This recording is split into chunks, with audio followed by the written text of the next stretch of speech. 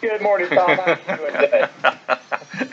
We always have an adventure, man. We always have an adventure when we get together. Yeah. Well, if sun shines on my white head, it'd probably cast a glare and cause an automobile accident if I'm near the highway. So I have to wear a cap. That's another story. We appreciate you for joining us. So, how is Chris this morning? Chris is doing really good. I remember you telling me one time that you had a base for radio. So do I. That's why we do these on phone. That's exactly right. But I used to do TV, and I couldn't figure out why they put this large screen in front of me. So I finally figured that one out. But hey, we've been talking this morning. We've lost about 5 minutes or so, but we've been talking on the radio. Now we're going to talk some about Congressman Jimmy Duncan not seeking re-election. And WATE-TV reported for the first time since his announcement that he won't seek re-election in 2018. 2nd District Tennessee Congressman Duncan spoke with the media, and they looked at some of the people that might be interested, and there are quite a few. But give me your thoughts, if you will. Just go back to the beginning, wherever you want to start, and tell us about the retirement of Congressman Duncan and what you see coming down the road.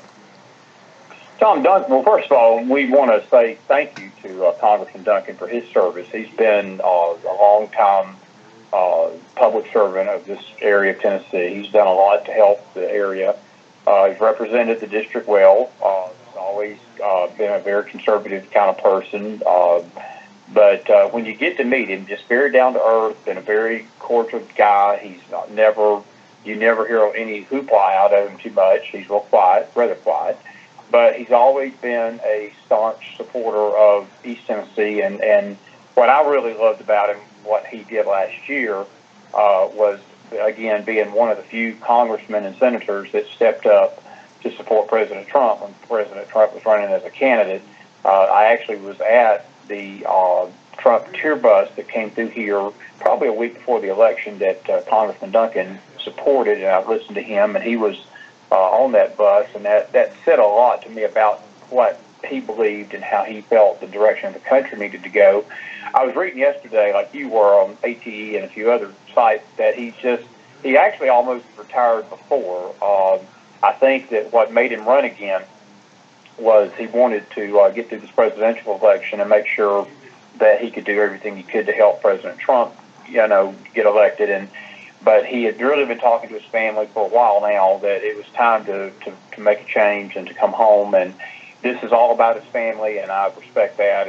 And we do wish him the best. And it's going to be an interesting time for this area because being that I live in Knoxville, the scuttlebutt around here is our current Knox County Mayor, Tim Burchett, is going to run for Congress. Now, he is supposed to make an official announcement August the 5th, which will be Saturday.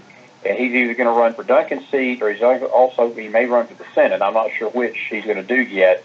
But he is a Democrat. He's going to run as a Democrat against whoever the Republican person is. And, Tom, I have to admit this morning I don't have a list of those. I heard you a little bit before the program run over that list of people that are running on the Republican side, a few of the senators and the Loudoun County official down there. So it's going to be an interesting thing. So, it's going to be one of those. It'll probably turn into a battleground seat to make sure that seat stays Republican come 2018.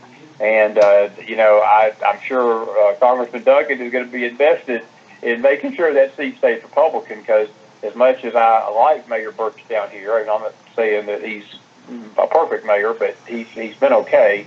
But he is a Democrat, and that would change, again, that would go toward changing the balance of power in the U.S. Congress, and that does not bode well for the country in East Tennessee if that happens.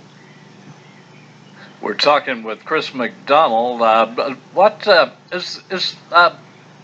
Congressman Duncan has been a conservative. He has voted, he hasn't created any issues to speak of. He is basically down the middle of the road, not going in either extreme. and he has basically voted the way I think that the people in his district would like for him to vote. And that has brought the attention. I understand there were some people demonstrating, far left liberals, rent a mob that have been demonstrating. Nothing violent, I don't think, at this time. But what do you think he just felt it was time? The time has come. I think many people at one time or another say, well, it's time. Did John Duncan feel it's time?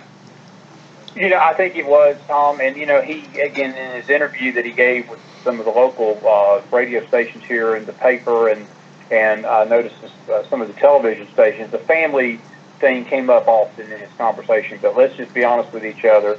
The atmosphere in Washington, D.C. right now is so toxic.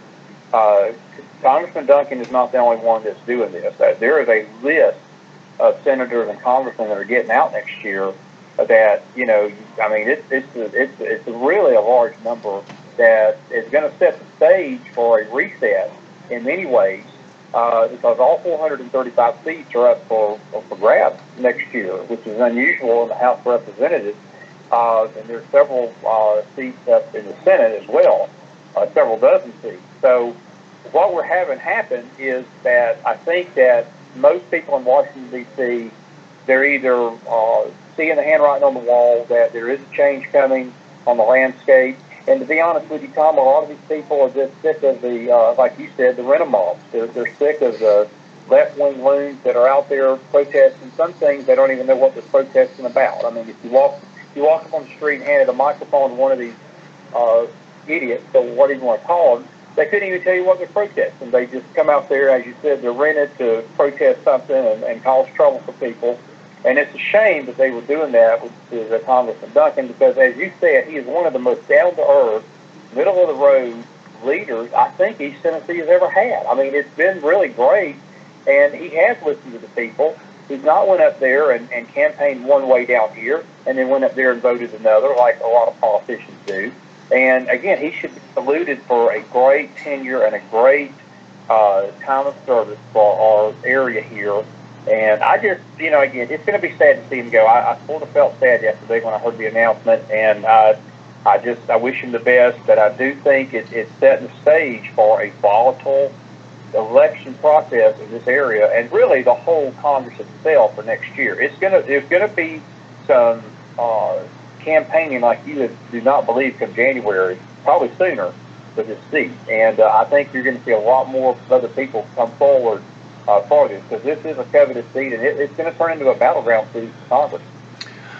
We're talking with Chris McDonald, who joins us from time to time to talk things politics and other things as well.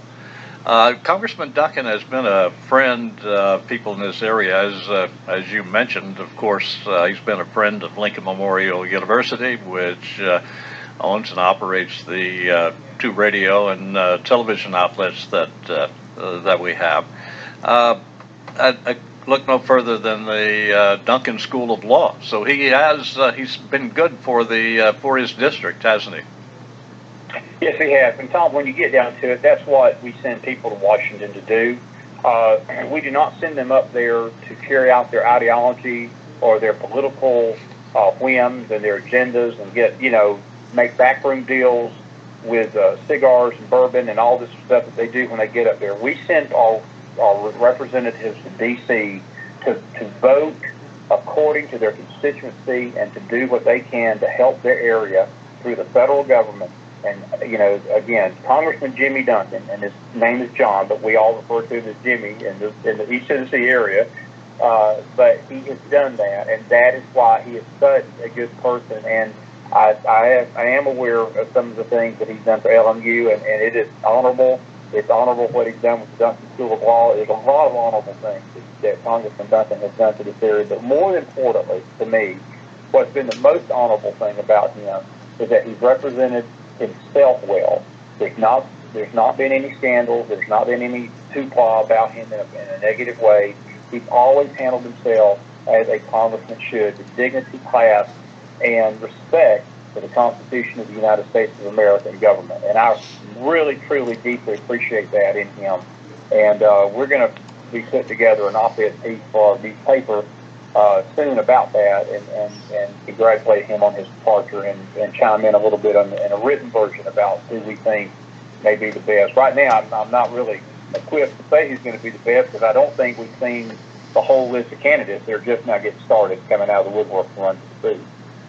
We appreciate you, Chris. Thanks a lot, and we'll talk with you later.